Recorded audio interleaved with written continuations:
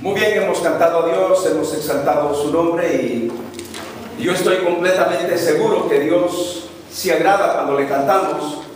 Y la Biblia también dice de que Dios habita en la alabanza de su pueblo. Y cuando un pueblo canta con gozo, con gratitud, es un pueblo bendecido, es un pueblo agradecido con Dios. Porque la alabanza también es una expresión de nuestra gratitud, de nuestro agradecimiento a Dios por todo lo que Él hace y por todo lo que Él sigue haciendo en nuestras vidas. Pero esta mañana se nos ha llegado el momento de la predicación de la palabra de Dios y estaremos predicando, hermanos, sobre qué significa tener fuego en el altar.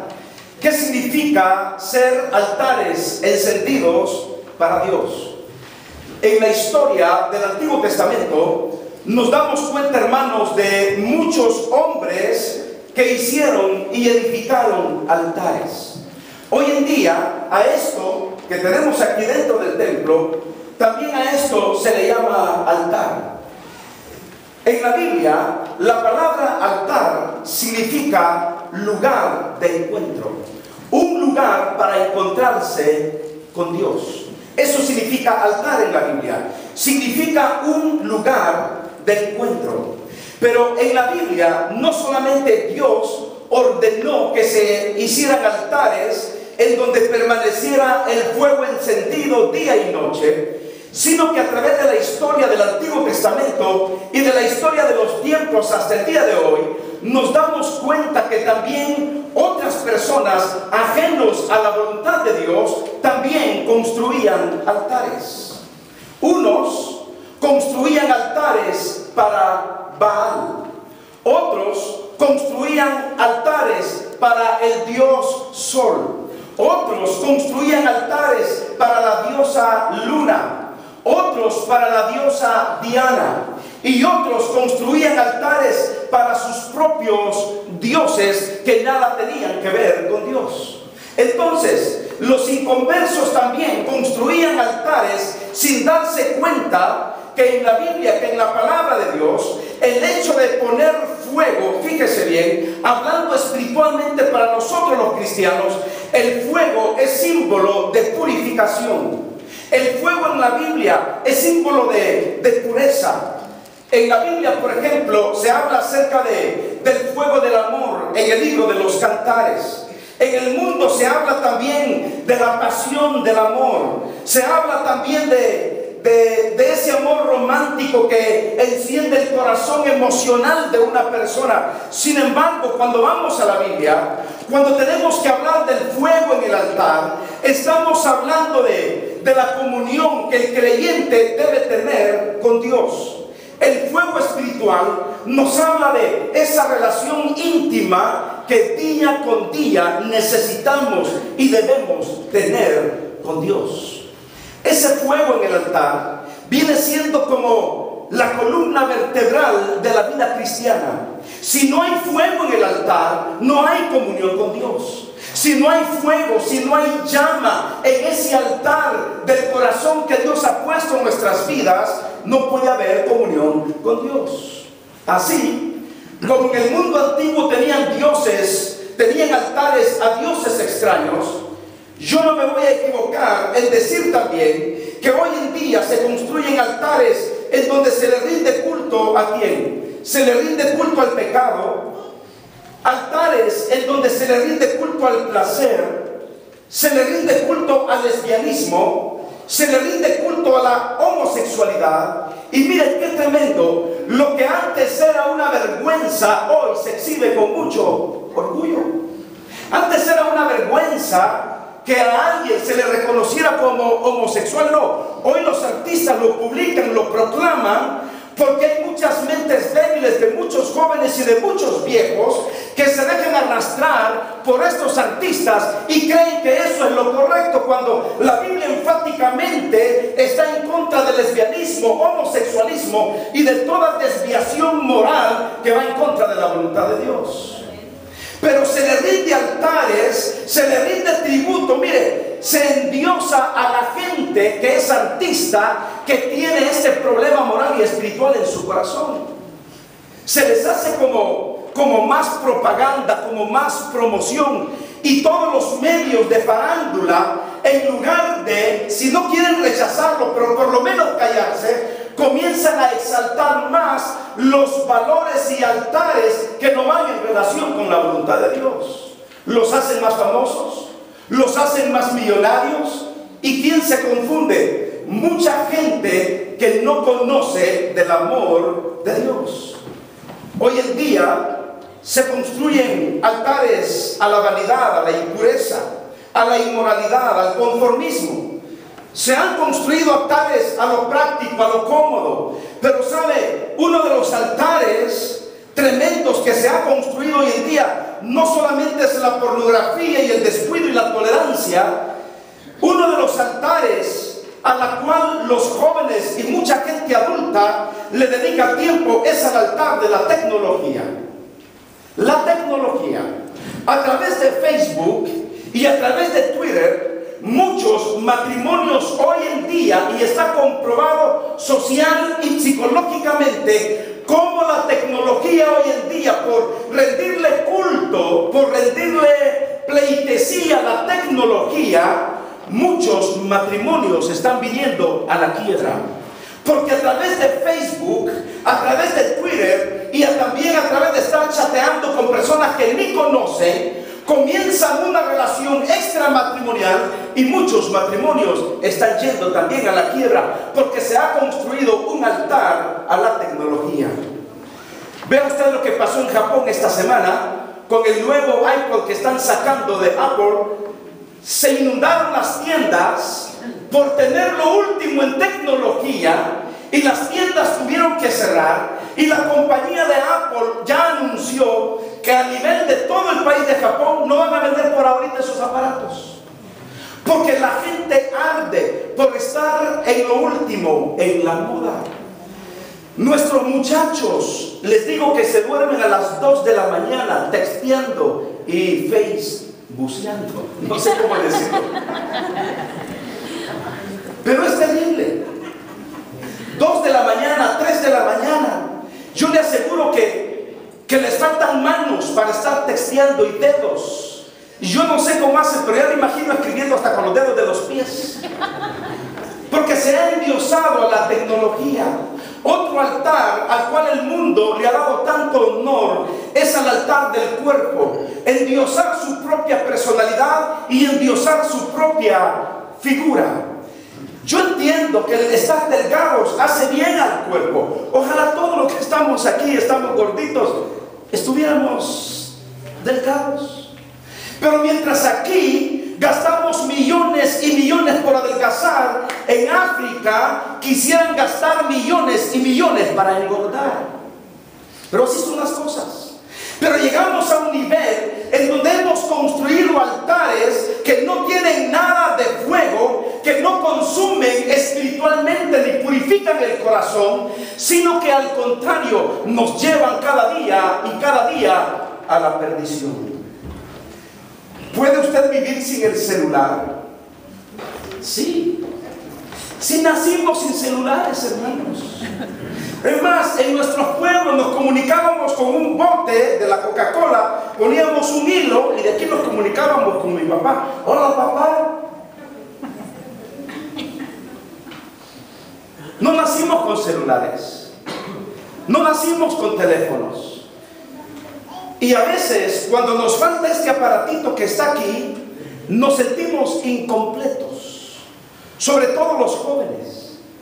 Incompletos. Y hermanos, nos hemos hecho esclavos del altar, de la tecnología, que no podemos desprendernos de ellos. Y estamos encendiéndolo a cada rato, a ver si tenemos llamadas perdidas, a ver quién nos llamó, y estamos ahí en el correo electrónico, y ¿sabe qué? Y cuando uno va a Facebook, los que tienen amigos en Facebook, se van a dar cuenta que solo tonterías hablan los muchachos. Estoy en el mall. Hoy mi mamá me hizo macarrones con el botigas. Compré un champú que me produjo caspa, no lo compres. Mi papá me regañó porque le di un beso a Julián. Hermanos, y el tiempo se les va a los muchachos en esto que se llama tecnología, y le voy a decir una cosa, nuestros abuelos y nuestros papás, los de las generaciones pasadas, no tenían esto y lograron sacarnos adelante. Y aquí estamos glorificando el nombre de Dios. Hermano, estos aparatos y la tecnología se hicieron para mejorar nuestra condición de vida, pero no para ser esclavos de ellos. No para que estemos ahí rindiéndole culto y honor todos los días como si fuera el fuego que va a edificar nuestras vidas. Una vez dejé mi celular, ya había corrido como unas 3 millas, y yo siempre me toco aquí antes de salir como el llanero solitario, ¿se acuerdan? Para ver si... Y que me toco y que no me siento nada cuando iba manejando. ¿Qué cree que hice? Me regresé, hermanos. Porque nos hemos hecho tan dependientes. Ojalá así fuéramos dependientes de la palabra de Dios. Ojalá que todos los días, en lugar de tocarme aquí, yo pueda tener una Biblia pequeña. Bueno, hoy la tengo aquí en el teléfono también. Pero ojalá pudiera yo ver que la palabra de Dios está aquí en mi cuerpo, sentirla, leerla, vivirla, amarla, creerla y obedecerla y seguir amando a Dios. No debemos ser esclavos ni adoradores de la alta tecnología. Mire este hombre que acaba de morir, el de Apple, Esteban. Steve Jobs. Steve, pero en español es Esteban. Sí. Muy bien. Steve, este hombre, un genio. Creo que 1 en 5 millones o en 10 millones, yo no lo sé. Un genio. Pero ni aún él era esclavo de su propia tecnología. Mire Bill Gates. ¿Usted cree que es un esclavo? No, es un hombre que ha producido tanto que tiene más de 90,000 empleados alrededor del mundo, y son hombres que han revolucionado la historia y la forma de vivir, de hacer las cosas más prácticas. Pero tristemente muchos de nosotros, en lugar de hacer buen uso de estas cosas, nos vamos y le hacemos mal uso y hemos construido un altar que no nos edifica. Debe de ayudarnos, y estas cosas son para el progreso de nuestra vida, pero no para esclavizarnos y vivir dependiendo de ellos. Mire lo que dice la Biblia en el libro de Levíticos, en el capítulo 6, versículo 8 al versículo 13. Encontramos un mandato que Dios le dio a Moisés para los sacerdotes que ministraban en el tabernáculo o en el templo. Vean lo que dice la Biblia. Levítico capítulo 6, versículos 8 al 13. Cuando vamos al libro de Levítico, hermano, y yo no sé si usted ha leído toda la Biblia, pero dígame usted cuáles son los libros que a usted le causan sueño cuando lee la Biblia. A algunos el Levítico, a otros el libro de Números, el libro de Deuteronomio. Pero Levítico habla acerca de las leyes sacerdotales. Pero aunque le parezca aburrido leer el libro de Levítico, déjeme decirle que el libro de Levítico, en su tema, el libro de Levítico es un tema de adoración y exaltación a Dios. Porque Levítico nos habla acerca de las ofrendas, de los holocaustos. Levítico nos habla de ese altar que debe de estar encendido con fuego día y noche, como símbolo de purificación, de fuerza, como un símbolo de relación personal con Dios y como un símbolo de adoración a Dios. Mire lo que Dios le dijo a Moisés aquí en el capítulo 6, versículo 8. Dice la Biblia, dice la palabra de Dios: habló aún Jehová a Moisés diciendo... Yo leo el versículo que sigue.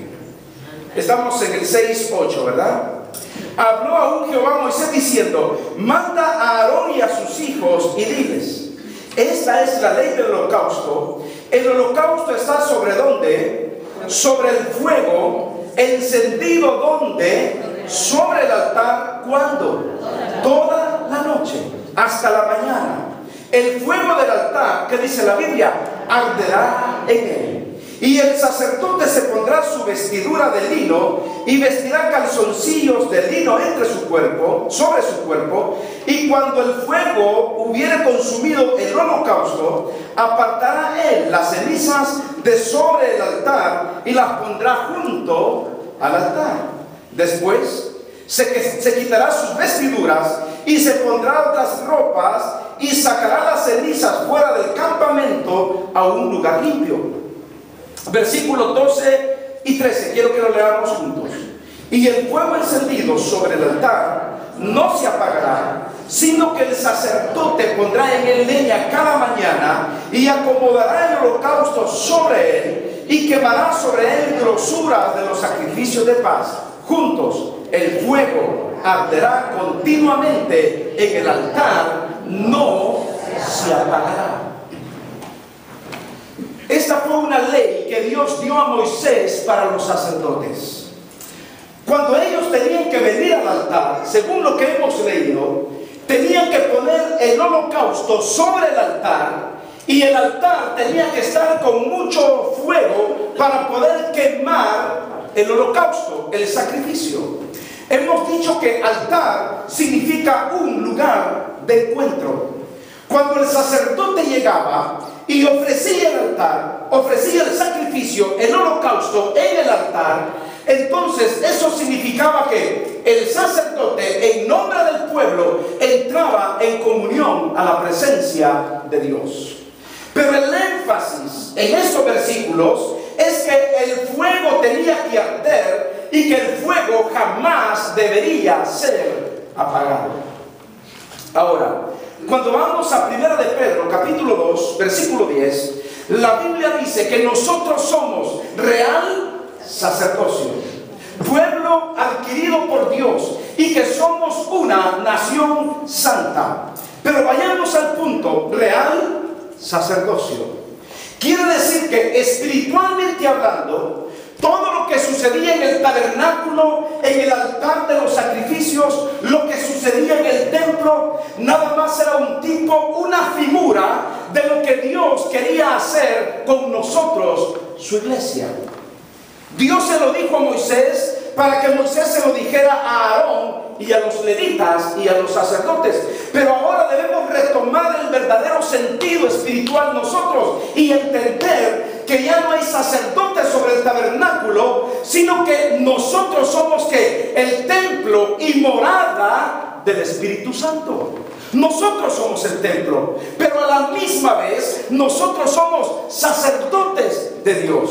Y como sacerdotes espiritualmente hablando, necesitamos, hermanos, día con día estar atizando, estar echando brasas y leña sobre el altar, para que el altar se mantenga encendido en nuestras vidas. ¿Cómo necesitamos altares encendidos? ¿Cómo necesitamos fuego en el altar de nuestro corazón? Un fuego que nos purifique, un fuego que nos llame no solamente a la gracia de Dios, sino a la santificación en nuestras vidas. Oh hermanos, yo creo que cada uno de nosotros esta mañana debemos pedirle a Dios que encienda ese fuego en el altar de nuestros corazones. ¿Cuántos altares estarán apagados sin fuego esta mañana? ¿Cuántos cristianos viven sin el altar encendido? Cuando el altar está encendido hay gozo. Cuando el altar está encendido hay pasión por Dios. Hay sueños de Dios, sentimientos de Dios. Cuando el altar está encendido, cuando hay fuego en el corazón, hay pasión por las almas que se pierden. Hay pasión por la gente que no conoce del amor de Dios. Cuando el altar está encendido, cuando hay fuego en el corazón, queremos vivir en hacer la voluntad de Dios. Queremos venir a la iglesia, queremos orar a Dios, queremos leer la palabra. Pero cuando no hay fuego en el altar, cuando solamente hay cenizas, hermanos, es una vida sin frutos, es una vida estéril, es una vida pobre, es una vida sin provecho, es una vida como podría ser un alma salvada, pero una vida desperdiciada, una vida que no le agrada a Dios. Le voy a decir por qué. Porque si el fuego en el altar nos purifica, las cenizas son neutrales y no pueden hacer nada.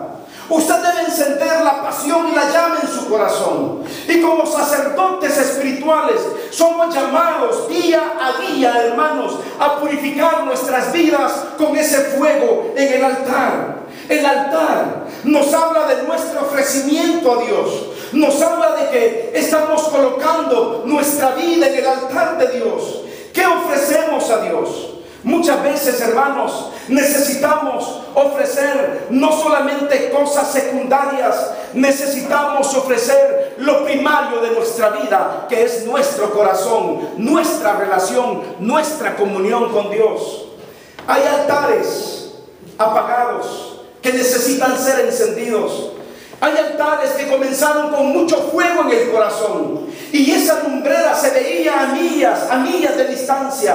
Pero ¿cuántos altares se han apagado? Hemos dejado de hablar del amor de Dios. Hemos abandonado la oración. Hemos abandonado nuestros devocionales. Hemos abandonado la lectura de la palabra de Dios. Y cuando el altar está apagado, no dan deseos ni siquiera de venir a la iglesia. No dan deseos de abrir la Biblia. No dan deseos de ofrendar ni de diezmar, porque el altar está apagado, no está encendido. Hermano, atícele cada día, atícele. Póngale brasas, póngale carbón, pero no de ese carbón barato. Póngale de ese carbón espiritual que con solo una chispita el altar se enciende y usted comienza a brillar para honra y para gloria de Dios en un mundo que se pierde. Mientras hay altares que glorifican a Satanás, ustedes y yo debemos ser altares encendidos que glorifiquen el nombre de Dios. Recuerde lo que Jesús dijo. Jesús dijo: yo soy la luz del mundo. Pero también dice que nosotros somos como luminares en el mundo. Vosotros también sois la luz del mundo. Pero si nuestro altar está apagado, ¿cómo vamos a alumbrar? ¿Cómo vamos a brillar en medio de la oscuridad? Hermano, ¿cómo quisiera llamar la atención a hermanos y hermanas, aquí familia mía y hermanos míos, a que enciendan ese fuego en el altar, a que purifiquemos nuestras vidas delante del Señor, a que ardamos y que tengamos celo por Dios, celo por estar en su casa, celo por amar su obra, celo por venir temprano a la casa de Dios, celo por no perdernos los servicios de la iglesia, celo por leer su palabra, pasión por hablarle a otros del amor de Cristo. Hermano, cuando usted tiene fuego en el altar, en su corazón, usted se desvive por Dios. Usted quisiera estar solo en la casa de Dios. Usted no se perdería en ningún evento por estar con Dios. ¿Sabe qué hace el fuego? Si el fuego nos purifica, significa que aún los problemas de hábitos en nuestras vidas se van abajo. El problema del cigarro, el problema de la cerveza, el problema de mirar cosas que no tenemos que ver, o tocar cosas que no debemos de tocar, o pensamientos que no deberíamos de pensar y tener. El fuego de Dios los purifica y los quema.